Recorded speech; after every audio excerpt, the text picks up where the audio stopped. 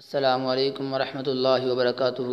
دوستو، آج میں آپ کے ساتھ 27ویں پارے کا خلاصہ بیان کرنے جا رہا ہوں۔ اللہ رب العزت سے دعا ہے کہ اللہ رب العزت مجھے صحیح بیان کرنے کی توفیق عطا فرمائے۔ تو میرے دوستو، 27ویں پارے میں 7 حصے ہیں۔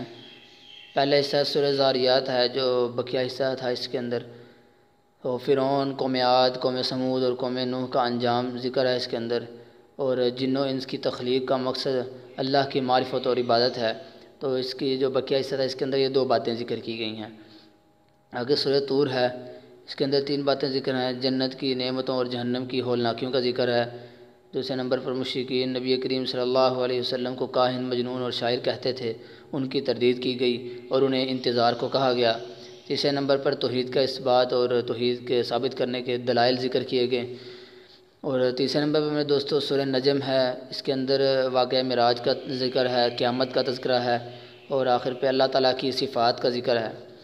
چوتھے نمبر پر سورہ قمر ہے، اس کے اندر بھی قیامت کا تذکرہ ہے، اور شق القمر جو ہے چاند کے ٹکڑے کرنے کا جو معجزہ تھا وہ بھی ذکر ہے، اور قوموں کے احوال کا تذکرہ ہے اس کے اندر۔ آگے 5ویں نمبر پر سورہ رحمان ہے، اس صورت میں میرے دوستو دنیا اور آخرت کی نعمتوں کا ذکر ہے۔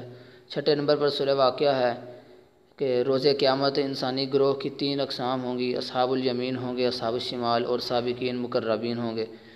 اور آخر پہ میرے دوستو سورہ حدید ہے، اس کے اندر بھی 3 باتیں ذکر ہیں۔ اللہ تعالیٰ کی قدرت اور صفات، دوسرے نمبر پر اللہ کی راہ میں جان و مال لگانے کی ترغیب، تیسرے نمبر پر دنیا کی بے ثباتی کا اس کے اندر ذکر ہے۔ تو میرے دوستو یہ مختصر سا خلاصہ تھا 27ویں پارے کا۔